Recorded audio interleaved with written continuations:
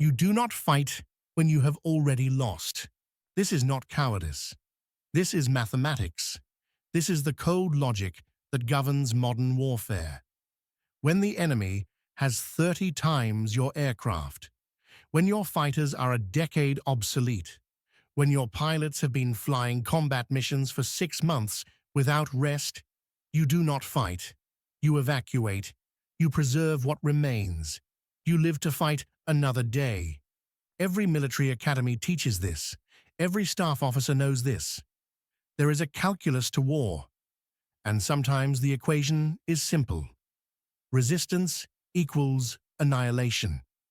In April 1941, the Royal Hellenic Air Force faced this equation. They had 41 operational aircraft. 41. Most were Polish-built PZLP, 24 fighters designed in the early 1930s. High-wing monoplanes with fixed landing gear and open cockpits, their metal structures already showing the wear of 6 months' continuous combat. Against them, the German Luftwaffe's Luftflotte 4, 1,200 modern aircraft, Messerschmitt Bf 109 fighters that could fly 80 miles per hour faster than anything Greece possessed. Junkers Ju-87 Stukas with screaming sirens. Dornier bombers, Heinkel reconnaissance planes, an aerial armada that had crushed Poland in weeks, France in days. The math was simple. The outcome was certain. Germany expected a walkover.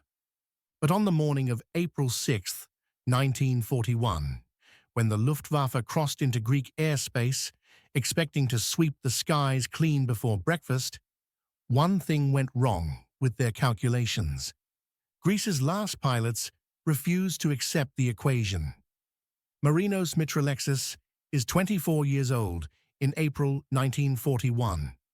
Born in 1916 in the village of Milla, Messenia, in the southern Peloponnese, a place of olive groves and ancient stones where time moves slowly and men are raised to remember what honor means. He graduated from the Hellenic Air Force Academy in the summer of 1938, commissioned as a second lieutenant, trained on the British pattern, taught to fly the Avro Tutor before progressing to French Brigade trainers, and finally the nimble Polish PZL P-24 that would become his weapon. By October 1940, when Italy invaded Greece through Albania, Mitralexus had logged exactly enough hours to be considered combat-ready. Barely. He was posted to the 22nd Pursuit Squadron, based at the airfield in Thessaloniki, northern Greece, close to the fighting. The Greco-Italian War began on October 28, 1940, when Benito Mussolini, jealous of Hitler's victories and hungry for his own empire, sent his armies crashing across the Albanian border into Greek territory. The Italian Regia Aeronautica deployed 380 fighters and bombers against Greece's 79 aircraft. It should have been over in weeks. It was not. The Greeks, fighting in the mountains of Epirus, not only stopped the Italian advance, they threw it back. By March 1941, Greek forces had captured nearly a quarter of Albania. The Italian campaign collapsed into a frozen stalemate, and Mussolini, humiliated, was forced to beg Hitler for help. But the air war bled Greece white. For 6 months, Greek pilots flew sortie after sortie against superior Italian numbers. Mitralexus and his squadron mates engaged Italian bomber formations, dueled with Fiat CR-42 biplane fighters, strafed ground targets in Albania. They won more often than they should have. During the Greco-Italian War, the Royal Hellenic Air Force shot down 64 confirmed enemy aircraft and claimed another 24 probables. But victories cost airplanes, and Greece had no factory to build more. By November 2, 1940, Mitralexus had already become a legend. On that day, 15 Italian Savoia Marchetti SM-79 medium bombers, the fast three-engine aircraft the Italians called Il Gobbo, the Hunchback, escorted by Fiat CR-42 fighters, approached Thessaloniki. The 22nd Squadron scrambled. The sky above northern Greece erupted into a swirling dogfight. Mitralexis closed on one of the SM-79 bombers, brought his two 20mm cannons and twin machine guns to bear, and shredded it. The bomber spiraled down, trailing smoke, his first confirmed kill. Then he went after a second bomber. The Italian formation was turning for home, racing back toward Albania. Mitralexis pursued. He closed to firing range, squeezed the trigger. Nothing. His ammunition was exhausted. The bomber was escaping, and Mitralexis made a decision that would define the rest of his life. He rammed it. Not a glancing blow, not an accident.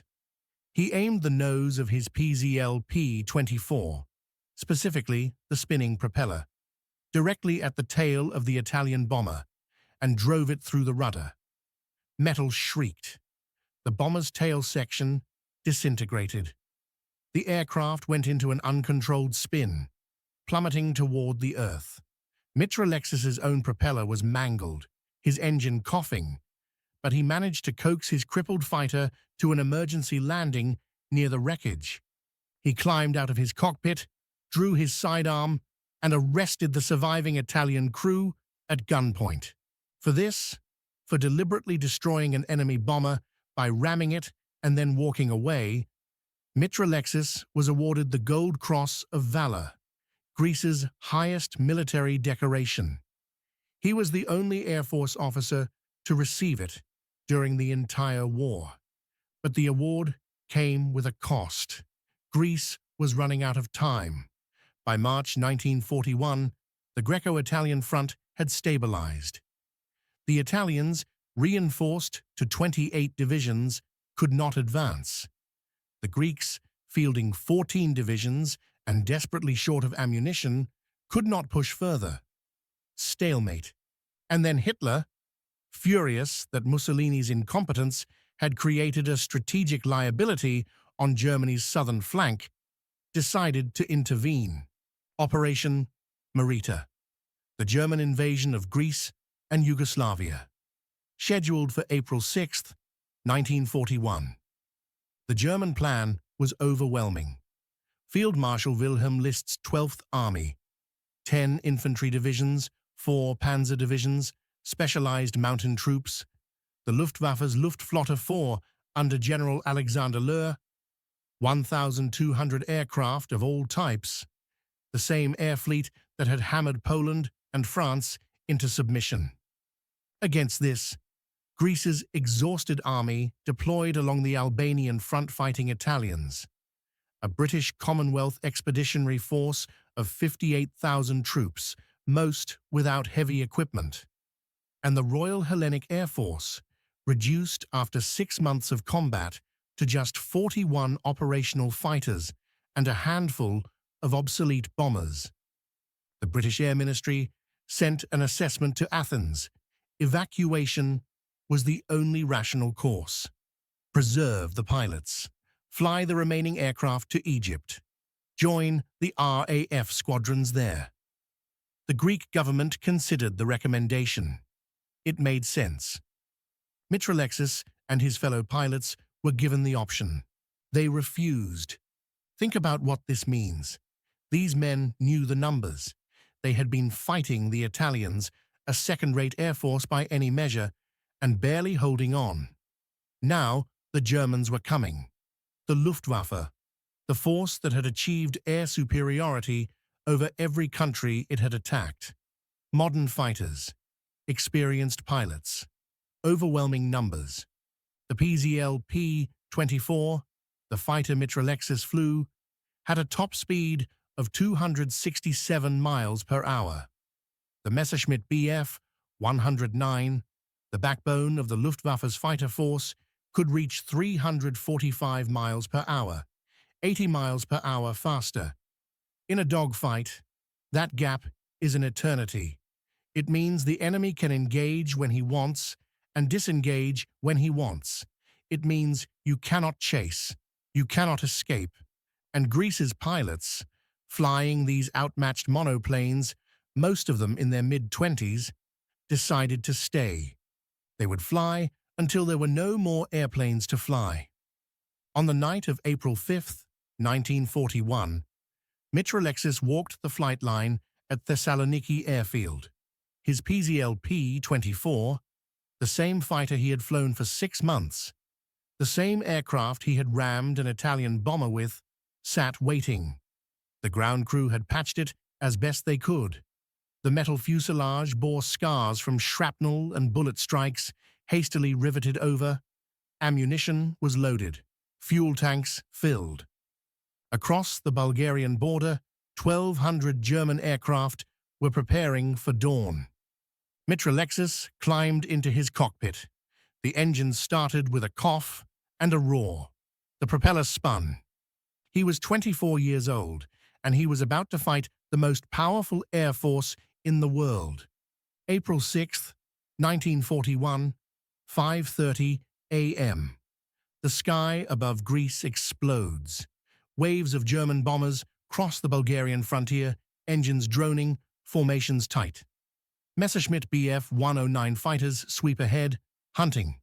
Junkers Ju-87, Stukas peel off toward ground targets, sirens wailing. The Luftwaffe has come to Greece, and it comes as an avalanche. At Thessaloniki airfield, Mitralexus and the 22nd Squadron scramble. 7 PZL-P-24 fighters claw into the dawn sky. 7. Against the leading edge of Luftflotte 4's 1,200 aircraft. The math is absurd, but mathematics do not matter when your country is being invaded and you are the only thing standing between the enemy and your city. The Greek fighters climb 2,000 feet, 4,000, 6,000. Mitralexus scans the horizon, and what he sees makes his stomach tighten. Bombers, dozens of them. Dornier Do-17s in tight formation, heading toward Thessaloniki, and above them, weaving in escort patterns, Messerschmitt Bf-10-9s, the fastest, deadliest fighters in the world. The 22nd Squadron does not hesitate. They attack. Mitralexus picks a Dornier, dives toward it, closes to 300 meters. His 20mm cannons roar. Tracer rounds arc through the air, slamming into the bomber's wing. Pieces of metal tear away. The Dornier lurches, drops out of formation, trailing smoke. But now, the Bf-19s are on him. A German fighter screams past, machine guns chattering. Mitralexus yanks his stick hard left, rolls, pulls into a tight climbing turn. His PZL-P-24 is slower than the Messerschmitt, 80 miles per hour slower, a chasm in aerial combat, but the Polish monoplane turns tighter, bleeds speed in a turn that would make the Bf-109 stall. He uses this. He turns inside the German's arc, forces the overshoot, pulls up hard. The Bf-109 climbs away, faster, using its superior speed to disengage. Gone. This is the reality of the Greek Air Force's fight. They can occasionally surprise a bomber. They can sometimes outmaneuver a German fighter for a few seconds in a tight turn. But they cannot chase. They cannot dictate the terms of engagement. The 80-mile-per-hour speed gap means the Germans fight only when they choose to fight. The Luftwaffe knows this. German pilots press their attacks with confidence. Why wouldn't they? They outnumber the Greeks 30-1. Their aircraft are superior in every measurable way. This is not a battle. It is target practice. Except the targets refuse to die quietly. Over the next 2 hours, the sky above northern Greece becomes a chaotic brawl. Greek fighters hurl themselves at German bomber formations again and again. When they run low on ammunition, they land, rearm, and go up again. When their fuel is exhausted, they land, refuel, and launch once more. By noon on April 6th, the 22nd Squadron has flown 4 sorties. They have shot down 2 German bombers and damaged 3 others. They have lost 3 of their 7 fighters. Mitralexus's aircraft takes hits. Machine gun rounds punch through his wing fabric. One tears through the metal frame inches from his head. But he keeps flying. There is no time to repair battle damage. You fly what you have until it falls apart.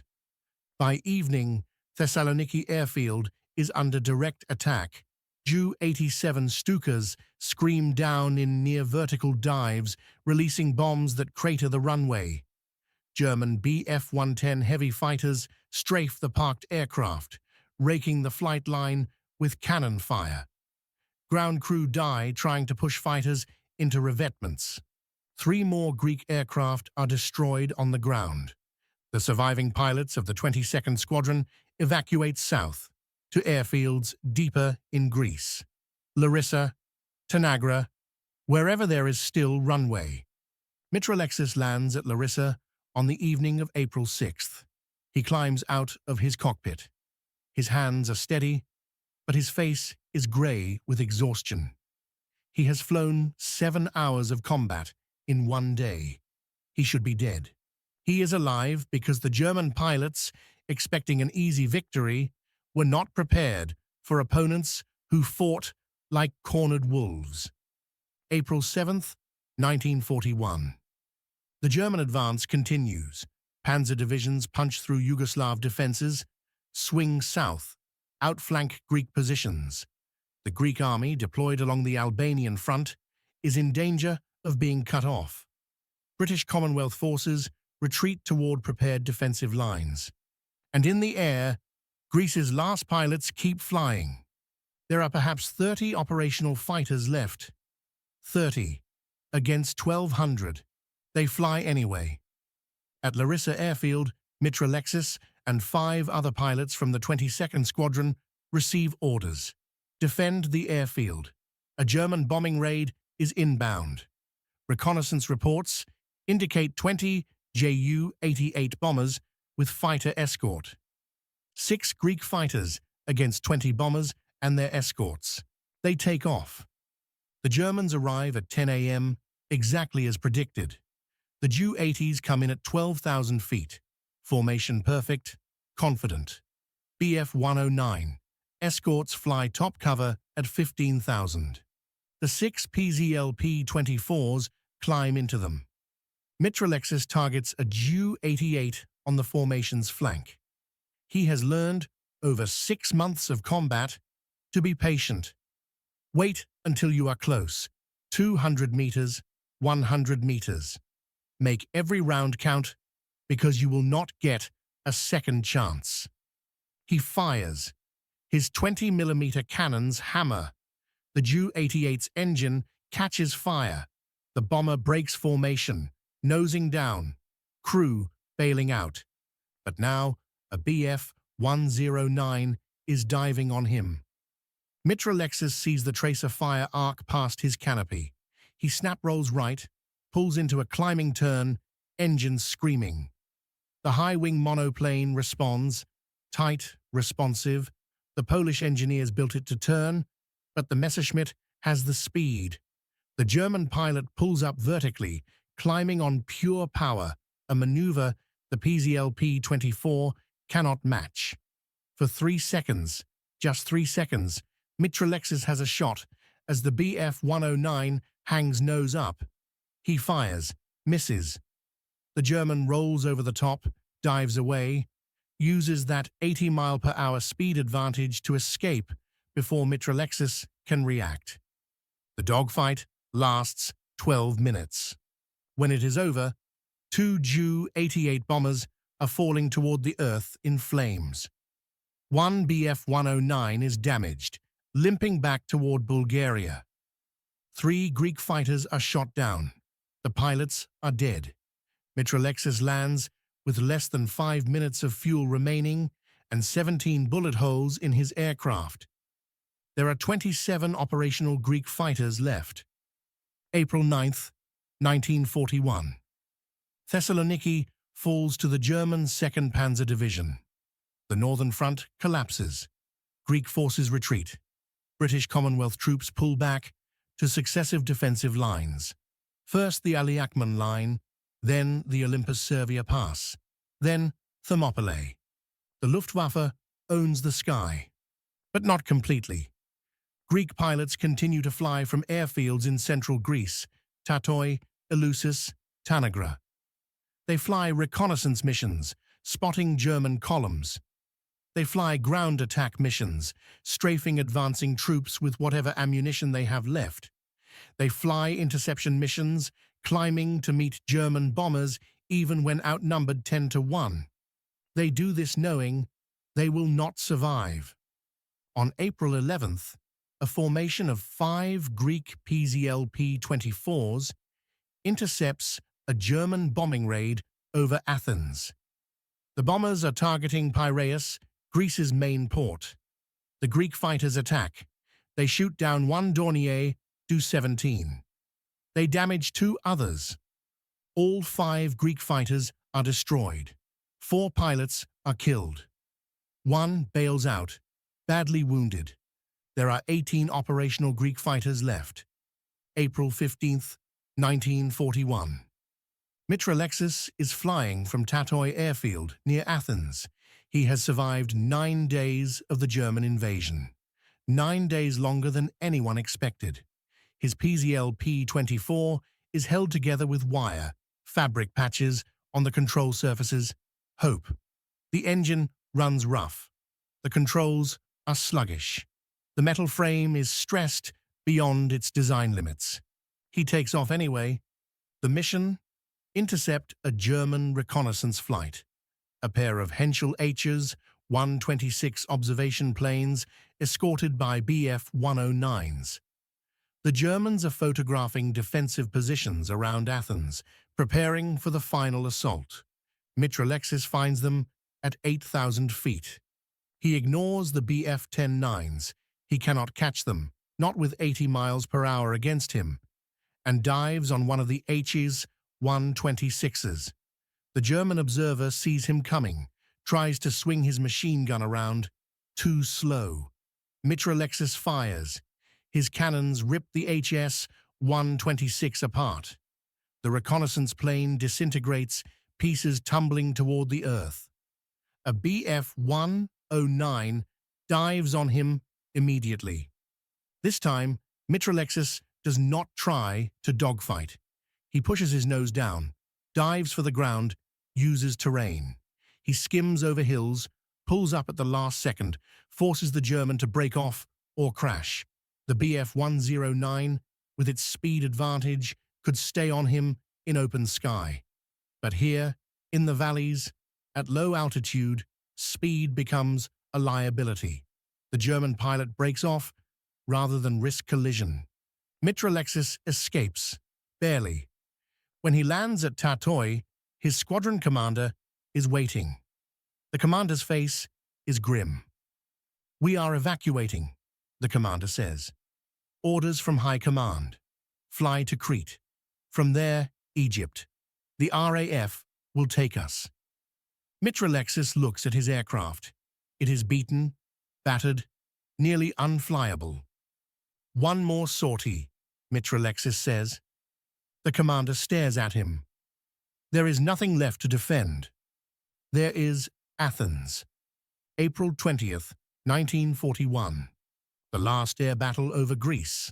The British Commonwealth forces are evacuating from southern ports. The Greek government has fled to Crete. Athens is open.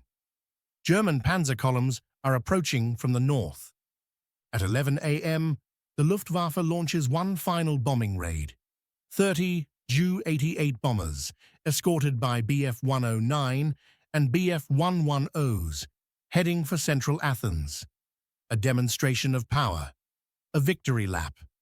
The Royal Hellenic Air Force has 5 operational fighters left. 5. All 5 take off. Marinos Mitralexus is among them. The sky above Athens fills with aircraft. German formations, tight and disciplined. Greek fighters, lone wolves, attacking from every angle. The citizens of Athens, watching from below, see a 30-minute aerial ballet. Tracers streaking, aircraft diving, smoke trails arcing across the blue Mediterranean sky. The Greeks shoot down one Ju-88. They damage 3 others. All 5 Greek fighters are destroyed. Mitralexus's PZL-P-24 takes cannon fire from a Bf-110. His engine explodes. He bails out at 4,000 feet, parachute deploying, floating down toward the city he was trying to defend. He lands in a field outside Athens. Local civilians rush to him, help him out of his parachute harness. He is alive. Battered, burned, but alive. He looks up. The sky is empty of Greek aircraft. The Royal Hellenic Air Force has ceased to exist. 14 days, from April 6th to April 20th.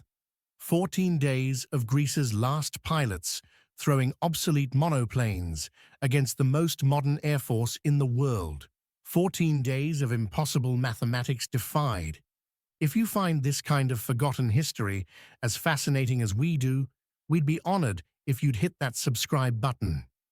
We believe these stories of courage and sacrifice deserve to be told, and by subscribing, you help us ensure they aren't forgotten. April 27th, 1941. German troops enter Athens. The swastika flies over the Acropolis. Greece has fallen, but it did not fall quietly. Mitralexis and the surviving Greek pilots, perhaps 20 men, make their way south to evacuation points. Some are captured. Some are killed by German patrols. Some drown when their evacuation ships are sunk by Luftwaffe attacks. Mitralexus reaches Crete. From there, he flies to Egypt. He joins the RAF. The German High Command expected Operation Marita to take 1 week. The entire Balkan campaign, Yugoslavia and Greece combined, was supposed to be complete by mid-April, freeing the Wehrmacht to focus on Operation Barbarossa, the planned invasion of the Soviet Union, scheduled for May 1941. It did not go as planned.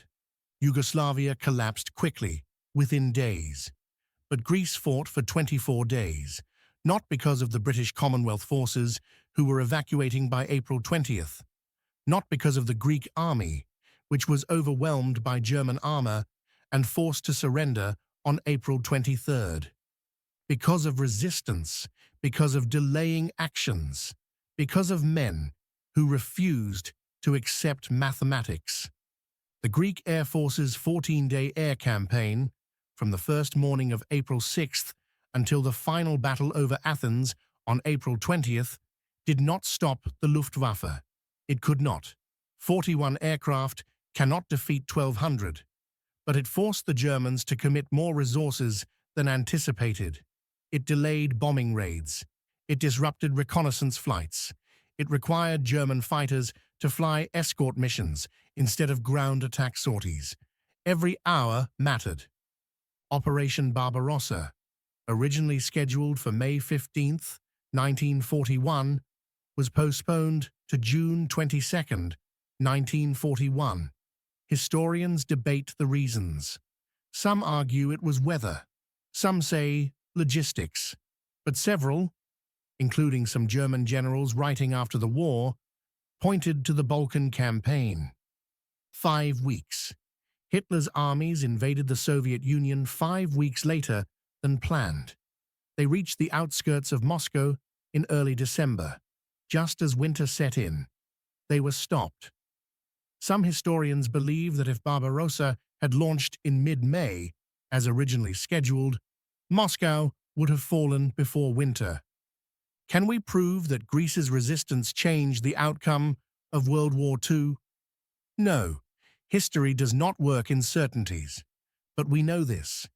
Hitler himself, in a speech to the Reichstag on December 11th, 1941, mentioned the Greek campaign. He said the resistance in Greece had cost him dearly. The Luftwaffe suffered unexpected losses.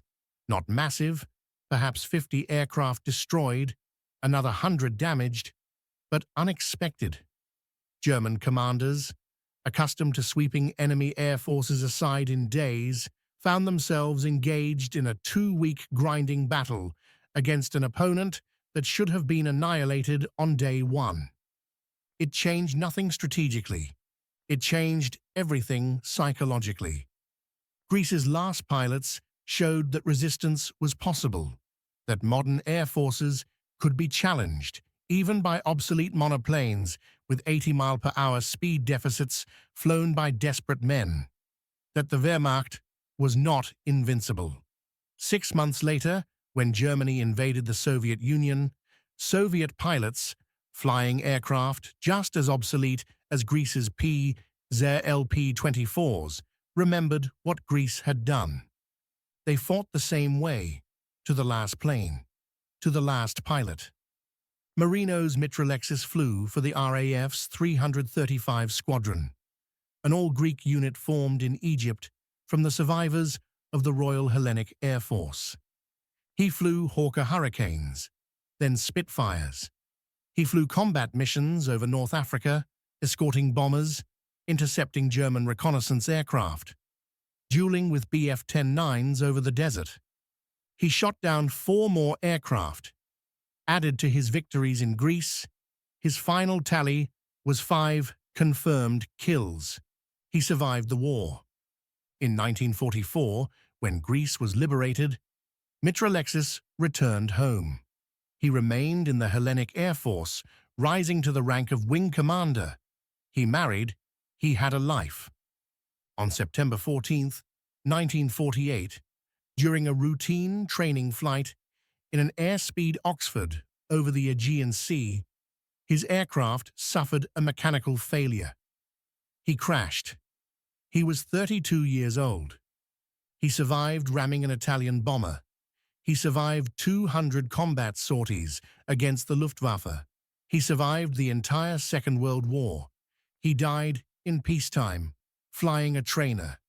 His grave is in Mila, Messina, the village where he was born. The inscription reads simply, Hero of Greece. Of the 41 pilots who flew for the Royal Hellenic Air Force during the German invasion of April 1941, 28 were killed in action or died from wounds. Others were captured. A handful escaped to Egypt and continued fighting. None of them expected to survive. They flew anyway. Today, the Hellenic Air Force, the successor to the Royal Hellenic Air Force, flies F-16 Fighting Falcons, modern jets, advanced avionics, beyond anything Mitralexis could have imagined in his open cockpit monoplane. But on the wall of every Greek Air Force base, there is a photograph, black and white, faded. It shows a young pilot standing beside a high-wing fighter, hand resting on the metal fuselage, face serious. The caption reads, "Aenupsikratin." Always dominate the heights. It is the motto of the Hellenic Air Force. It has been the motto since 1930. But after April 1941, it meant something different. It no longer meant air superiority in the technical sense. It no longer meant having the most aircraft or the best technology. It meant this: you fight even when you have already lost. You climb into your cockpit even when the enemy has 30 times your numbers. You fire your guns even when your aircraft is 80 miles per hour slower. You ram the enemy when your ammunition runs out. You dominate the heights not because you can win, but because surrender is unthinkable. Germany expected a walkover. Greece's last pilots gave them a war. Not a long war, not a successful war, but a war nonetheless. 14 days of defiance. 14 days of outmatched monoplanes challenging the most powerful air force in the world. 14 days of young men who understood mathematics perfectly and rejected it anyway. The Royal Hellenic Air Force ceased to exist on April 20th, 1941. But it did not cease to matter. If this story moved you, please hit that like button. Every click tells the algorithm this piece of history is worth remembering. We're dedicated to rescuing these forgotten stories from the archives. If you want to join us on this mission, please subscribe and turn on notifications. Where are you watching from? Drop a comment with your city or country and tell us if someone in your family served. Thank you for ensuring that Second Lieutenant Marinos Mitralexus and the 41 pilots of the Royal Hellenic Air Force do not disappear into silence. They deserve to be remembered.